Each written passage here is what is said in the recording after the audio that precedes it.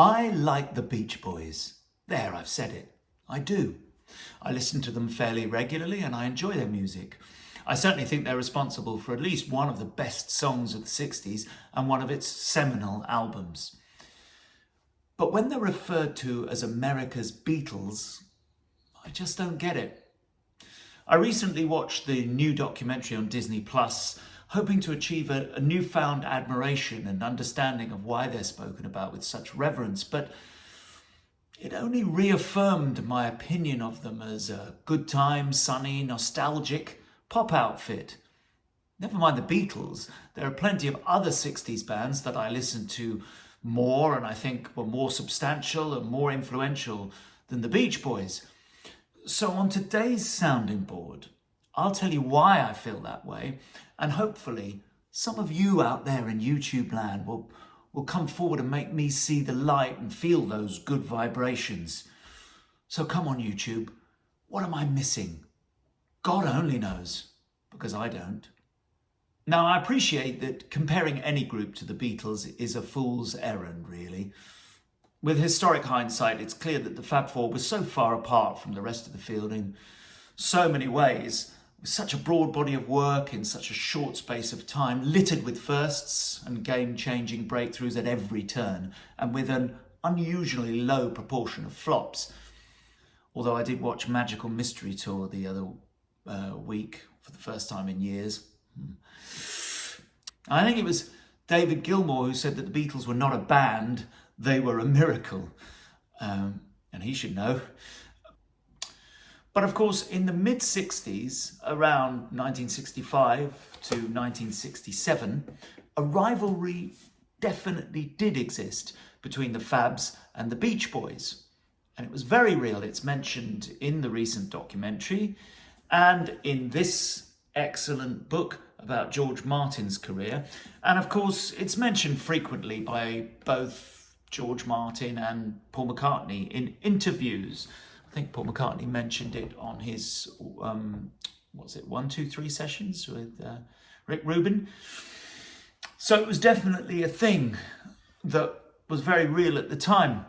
And the rivalry coincided with a period in which both the Beatles and the Beach Boys' creative genius, Brian Wilson, began to devote their time to the studio and the task of making more interesting, expansive records. I guess in 1966, the Beatles had stopped touring and Brian Wilson had long since stepped away from life on the road, mainly for mental health reasons, with his place in the band being taken by various others, including, of course, up-and-coming, then, star Glenn Campbell, who toured in place of Brian Wilson quite a lot. Rubber Soul was released in 1965, and that greatly impressed Brian Wilson, who saw it as the best album he'd ever heard. And it made him determined to make a better one, a more complete album. It sort of started the concept album period that happened from there onwards for quite a number of bands and really took off in the late 60s and throughout the 70s. Not that a concept album as such had never been done before. You could say that Sinatra's Capitol albums certainly touched on that ground, but in a very different way in the 1950s. Anyway, Brian Wilson set to work on what became Pet Sounds. Now, that Brian Wilson was a supremely gifted musical genius is, I think, not in doubt. Ask any one of the Wrecking Crew, the legendary session musicians who did the instrumental work on the Beach Boys albums, mid-60s albums certainly, including the sessions for Pet Sounds, and they will all tell you how amazing he was, and they should know. In May of 1966, Pet Sounds was released, and it became the album that put the Beach Boys on the map in the UK, as they'd never previously really enjoyed the same profile and status that they did in the US. That's not to say they hadn't had hits. They'd had a few hit singles, and some of their albums had done okay. But the Beach Boys, massive group in the US, had not really registered until Pet Sounds put them on the A list in the UK. It was the biggest thing in 1966 on the UK album charts, and there were singles that did well. I think Sleep John B got to number 2 also in 1966. Not a record I ever cared for, actually, Sleep John B, but it was a big record there. And that album, Pet Sounds, became regarded by many as the greatest pop album that had been made to that date, with its inventive arrangements and its consistent, subtle themes and narratives. And it's still considered a stone-cold classic. The standout tracks are great, especially the sublime God Only Knows, which is my favourite Beach Boys number. And for me, Caroline No was also fantastic. And there are a number of really great tracks on the album, and it hangs together very well. I'm not here to discuss in minute detail the strengths and weaknesses of any sort of records, but there it was. And the stories of Lennon and McCartney being blown away by the acetate of Pet Sounds when Bruce Johnson brought it to the UK in '66 are well documented. And Wilson's influence can be heard directly on the track Here, There and Everywhere on the Beatles' only '66 album release, Revolver. But here's the thing. For me, Revolver isn't just a better album than Pet Sounds song for song.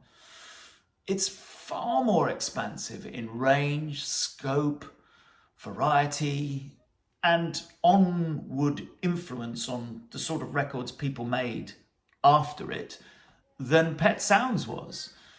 For me, from the acerbic driving guitar sounds typified by Taxman and Your Bird Can Sing, She Said, Dr. Robert, which are still the gold standard template for so many indie guitar bands, certainly in the 90s in Britain. That was the thing. It goes via classical tinged tunes, proto-psychedelia sort of starts here, beautiful balladeering, children's novelty, right to the first ever drum and bass track that ever existed, Tomorrow Never Knows.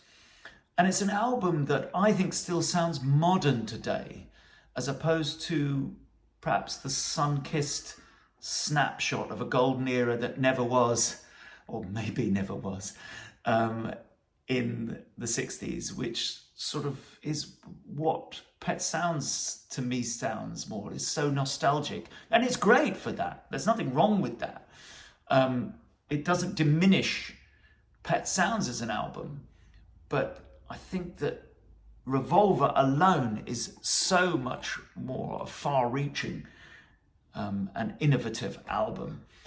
And the whole Beatles creative process, group process, because of course they were all making these tracks organically together as a group.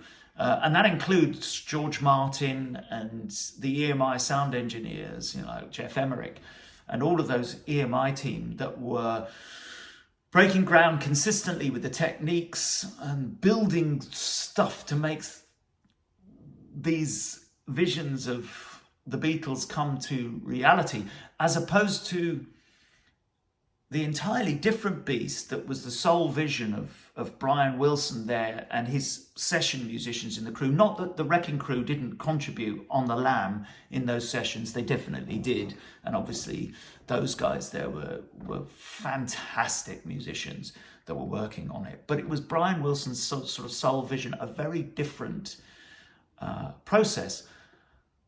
And I suppose that also doesn't matter. It doesn't matter what the process is. What matters is the body of work that's coming out.